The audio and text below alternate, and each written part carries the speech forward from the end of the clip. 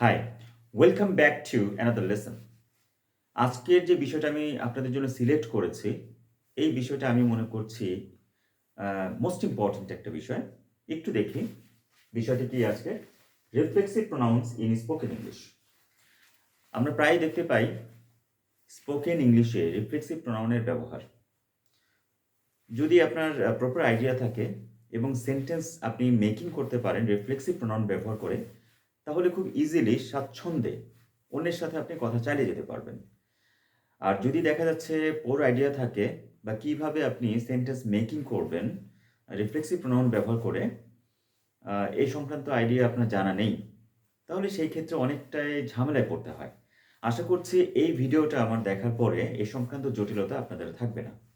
তো বিষয়টিতে যাওয়ার আগে একটি কথা বলে রাখি, সেটা হচ্ছে আপনি যদি আমার এই চ্যানেলে নতুন হয়ে থাকেন, রিকোয়েস্ট থাকলো সাবস্ক্রাইব করে সদস্য হওয়ার জন্য এবং পাশে থাকা বেল আইকনটি অন করে দিবেন, যাতে করে আমি যখন নতুন কোনো ভিডিও আপলোড দিব আপনাদের কাছে সরাসরি পৌঁছে যায়। চলুন আজকে মূল বিষয়টিতে ফিরে যাওয়া যাক। অলরেডি আমি বলেছি যে আজকের বিষয়টা হচ্ছে reflexive pronouns in spoken English. প্রথমে আমরা জানি যে রিফ্লেক্সিভ প্রোনাউনটা কি বা এর সংজ্ঞাটা কি হতে পারে।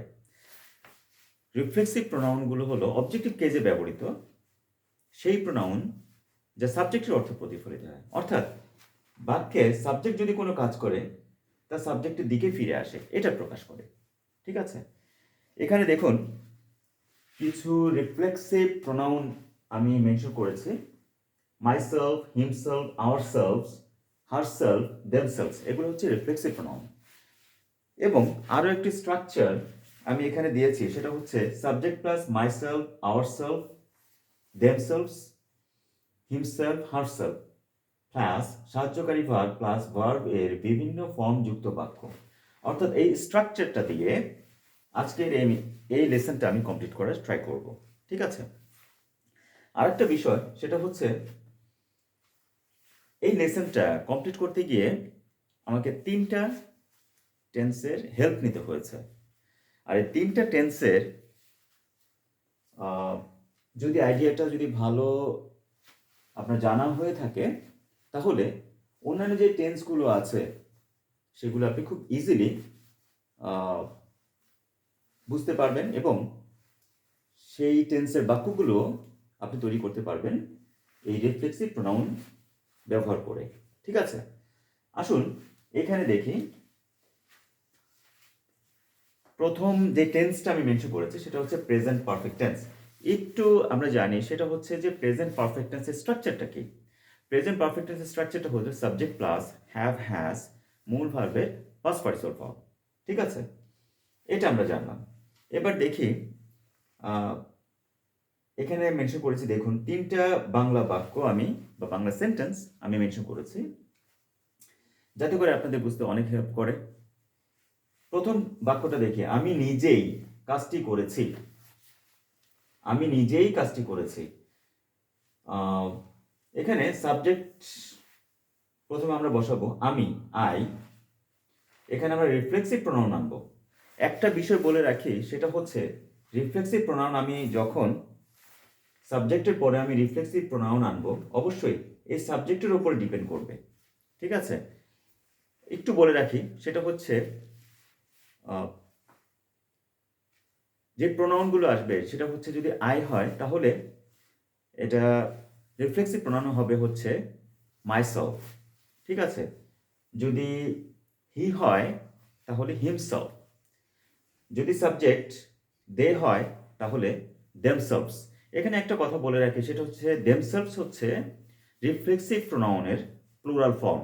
ঠিক আছে, আর দেটা যেহেতু প্লুরাল সাবজেক্ট, তার পরপরেই আমরা এই দের রিফ্লেক্সিভ যে প্রোনাউনটা আনবো অবশ্যই প্লুরাল ফর্মটাই আমরা ইউজ করব। ঠিক আছে, আর সিঙ্গুলার সাবজেক্টের ক্ষেত্রে সিঙ্গুলার আমরা রিফ্লেক্সিভ প্রোনাউন ইউজ করব, যেমন I, myself. Okay, singular reflexive pronoun. She, herself. She singular pronoun. ঠিক আছে, পার্সোনাল প্রোনাউন হচ্ছে হি, শি, এবং এটার রিফ্লেক্সিভ প্রোনাউন হচ্ছে হারসেলফ। যদি বলি উই, তাহলে এটা রিফ্লেক্সিভ প্রোনাউন আসবে হচ্ছে আওয়ারসেলভস। ওকে, উই যেহেতু subject plural form, that's why ourself হচ্ছে রিফ্লেক্সিভ প্রোনাউনের প্লুরাল ফর্ম। তাহলে আমরা এতটুকু আইডিয়াটা আমরা পেয়ে গেলাম রিফ্লেক্সিভ প্রোনাউন সংক্রান্ত। আসুন প্রথম বাক্যটা নিয়ে আমি আলোচনা করতে চেয়েছিলাম। এইবার দেখি, আমি নিজেই কাজটি করেছি। স্ট্রাকচার অনুসারে সাবজেক্ট আয় আনবো এবং এই সাবজেক্টের উপরে, এই আয়ের উপরে ডিপেন্ড করবে পরবর্তী আমি রিফ্লেক্সিভ প্রোনাউন কি আনবো। আই নিজেই, তার মানে কি আই মাইসেলফ, ঠিক আছে, করেছি, হ্যাভ ডান, কি করেছি, কাজটি, দ্য ওয়ার্ক। ওকে, তাহলে আমরা বলতে পারি I myself have done the work, আমি নিজেই কাজটি করেছি। তো রিফ্লেক্সিভ প্রোনাউনের যেই সংজ্ঞাটা বা যেই ডেফিনেশনটা আমি দিয়েছি সেটা হচ্ছে যে অবজেক্টিভ কেজে, রিফ্লেক্সিভ প্রোনাউনগুলো অবজেক্টিভ কেজে ব্যবহৃত, ঠিক আছে, সেই প্রোনাউন যা সাবজেক্টের অর্থ প্রকাশ করে। ওকে, অর্থাৎ সাবজেক্ট, এই যে সাবজেক্ট দেখেন বাক্যে ব্যবহৃত হয়েছে এবং সেই কথাটি কিন্তু সাবজেক্টকেই কিন্তু বোঝাচ্ছে। আই মাইসেলফ অর্থাৎ আমি নিজেই কাজটি করেছি, ঠিক আছে, অর্থাৎ সাবজেক্টের দিকে যায়। ঠিক আছে, সাবজেক্ট যদি বাক্যে এভাবে যদি ব্যবহৃত হয়ে কোনো কাজ করে তাহলে সাবজেক্টের দিকেই যায়, অর্থাৎ এটা প্রকাশ করে। তাহলে প্রথম বাক্যটা আমরা বুঝতে পেরেছি, ঠিক আছে। এভাবে আপনি যদি বলেন যে আমরা নিজেরাই কাজটি করেছি, আমরা নিজেরাই কাজটি করেছি, তাহলে সাবজেক্ট উই, রিফ্লেক্সিভ প্রোনাউন যেহেতু উই যদি আমি এখানে নিয়ে আসি তাহলে কি আসবে, আওয়ারসেলভস। আওয়ারসেলভস কেন, অলরেডি আমি বলেছি যে উই হচ্ছে প্লোরাল ফর্ম, মানে প্লোরাল সাবজেক্ট, তাহলে রিফ্লেক্সিভ প্রোনাউন অবশ্যই কিন্তু প্লুরাল ফর্ম আসবে। So we ourselves have done the work. তো উই এর সাথে অবশ্যই হ্যাভ, সাবজেক্ট প্লুরাল হলে তার সাথে হ্যাভ হয়, আর ফার্স্ট পার্সনের সাথে অবশ্যই কি হয়, হ্যাভ হয়। ওকে, তাহলে আমরা প্রথম সেন্টেন্সটা বুঝতে পেরেছি। এবার আসুন সেকেন্ড সেন্টেন্স। আমরা নিজেরাই প্রতিষ্ঠানটি প্রতিষ্ঠা করেছি। তাহলে আমরা উই, সাবজেক্ট উই আসলো, এখানে রিফ্লেক্সিভ প্রোনাউন আমরা এই উই এর উপরে ডিপেন্ড করছে। তাহলে কি উই যেহেতু প্লুরাল সাবজেক্ট, তাহলে নিজেরাই কথাটা এখানে আছে, সো এখানে রিফ্লেক্সিভ প্রোনাউনটা অবশ্যই প্লুরাল ফর্মে হবে। So we ourselves have established, প্রতিষ্ঠা করেছি, কি, প্রতিষ্ঠানটি, দ্য ইনস্টিটিউট। এবার বাক্যটা আমরা বলি, we ourselves have established the institute. ঠিক আছে, তাহলে আমরা বুঝতে পারলাম যে সেকেন্ড বাক্যটা আমরা বুঝতে পেরেছি। এবার আসুন থার্ড সেন্টেন্সটা আমরা দেখি। তারা নিজেরাই কাজটি শেষ করেছে। সো তারা কি, দে, সাবজেক্ট নিয়ে আসলাম, এবং নিজেরাই, দে তো প্লুরাল সাবজেক্ট, সেই একইভাবে। সো রিফ্লেক্সিভ প্রোনাউনটা অবশ্যই কিন্তু প্লুরাল ফর্মে হবে। দে দেমসেলভস শেষ করেছে, হ্যাভ ফিনিশড, দে কিন্তু প্লুরাল সাবজেক্ট, দ্যাটস ওয়াই কিন্তু হ্যাভ বসেছে প্রেজেন্ট পারফেক্ট টেন্সে। প্রেজেন্ট পারফেক্ট টেন্সে কি, সাবজেক্ট প্লাস হ্যাভ হ্যাজ মূল ভার্বের past partial form. So finished হচ্ছে পাস্ট পার্সিয়াল ফর্ম। ওকে, তো দে দেমসেলভস হ্যাভ ফিনিশড কি, কাজটি, দ্য ওয়ার্ক। ওকে, সো এই থার্ড সেন্টেন্সটাও আমরা বুঝতে পেরেছি।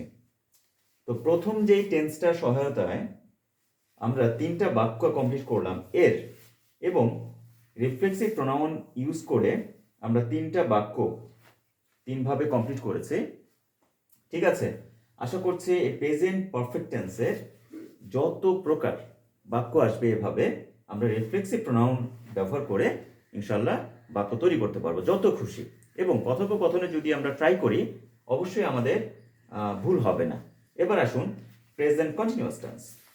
ঠিক আছে, অলরেডি বলেছি আমরা তিনটা টেন্সের সহায়তা নিব। একটা গেল প্রেজেন্ট পারফেক্ট টেন্স, দ্বিতীয়টা হচ্ছে প্রেজেন্ট কন্টিনিউয়াস টেন্স, এবং থার্ড হচ্ছে পাস্ট টেন্স। ওকে, তো প্রেজেন্ট কন্টিনিউয়াস টেন্স একটু বলি। প্রেজেন্ট কন্টিনিউয়াস টেন্সের স্ট্রাকচারটা, সাবজেক্ট প্লাস এম ইজ আর মূল ভার্বের প্রেজেন্ট ফর্মের সাথে আইএনজি।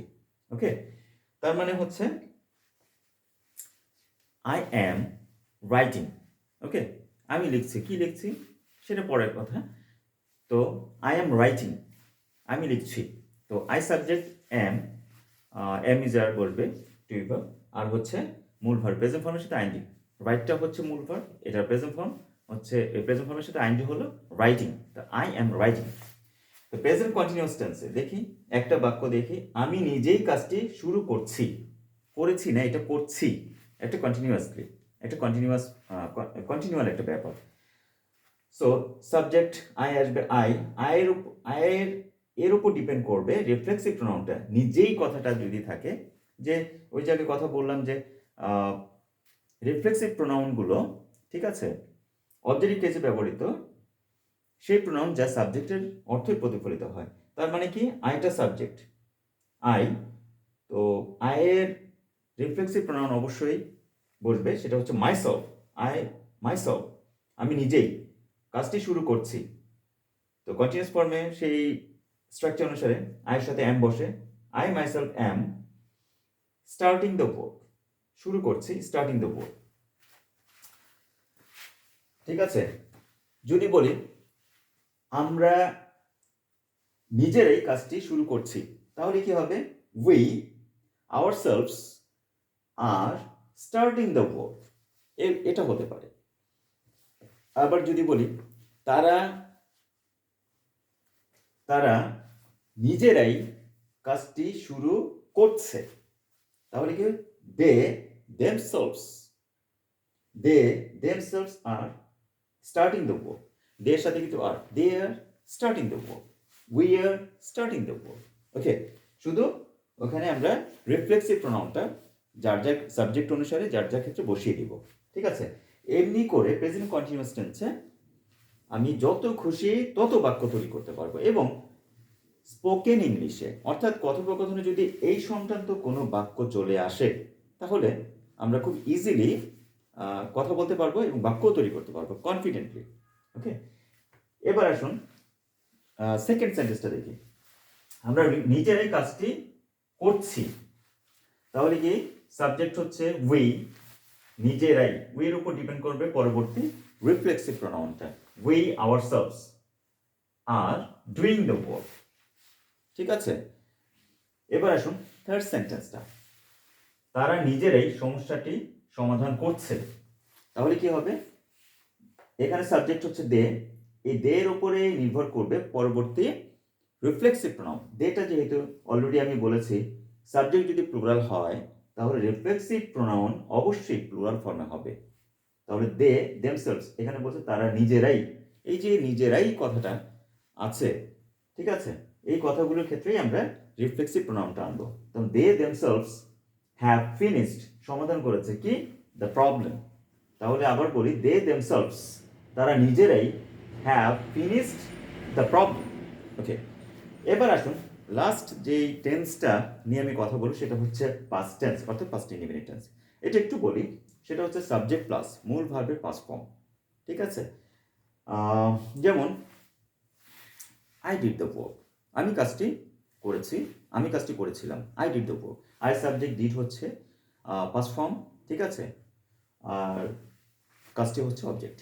সো এখানে জাস্ট আমি স্ট্রাকচারটা বললাম। এবার আসুন পাস্ট টেন্সে, অর্থাৎ পাস্ট ইনডিফিনিট টেন্সে আমরা রিফ্লেক্সিভ প্রোনাউনটা ইউজ করব। আমি নিজেই চিঠিটি পাঠালাম, পাস্ট টেন্স, আমি নিজেই, ঠিক আছে, সাবজেক্ট আই, নিজেই কথাটা আছে, তাহলে আই মাইসেলফ পাঠালাম, সেন্ট পাস্ট ফর্ম, সেন্ট হচ্ছে প্রেজেন্ট ফর্ম, সেন্ট হচ্ছে past form. I myself sent, কি পাঠালাম, চিঠিটি, দ্য লেটার। ওকে, যদি এটা হয় আমরা নিজেরাই, যদি বলে আমরা নিজেরাই চিঠিটি পাঠালাম, এটা হতে পারে we ourselves sent the letter. Okay, এটাও হতে পারে। এবার নাম্বার 2 বাক্যটা দেখি, আমরা নিজেরাই ব্যাপারটি মিটমাট করলাম। তো সাবজেক্ট কি, আমরা, উই, নিজেরাই, তাহলে কি আসবে, আওয়ারসেলভস, উই এর উপর ডিপেন্ড, উই এর ক্ষেত্রেই আমরা রিফ্লেক্সিভ প্রোনাউন আনবো আওয়ারসেলভস। উই আওয়ারসেলভস মিটমাট করলাম, সেটেলড কি, the matter, we ourselves settled the matter. Okay, আমরা নিজেরাই ব্যাপারটি মিটমাট করলাম। এবার আসুন থার্ড সেন্টেন্স এবং আজকের এই ভিডিওর লাস্ট সেন্টেন্স কি, তারা নিজেরাই বিষয়টি বুঝলো। তাহলে তারা দের রিফ্লেক্সিভ প্রনাউন আসবে themselves, okay, they themselves understood the subject, ওকে। আশা করছি পাস্ট টেন্সটাও আপনারা বুঝতে পেরেছেন।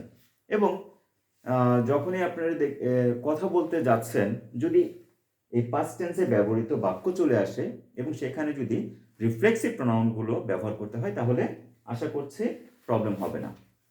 আরেকটা কথা বলি, এখানে দেখুন এই যে নিজেই, নিজেরাই, এই যে কথাগুলো আছে, অবশ্যই সাবজেক্টের অর্থই কিন্তু প্রতিফলিত হয়, অর্থাৎ সাবজেক্টের দিকেই যাচ্ছে। আমি নিজেই,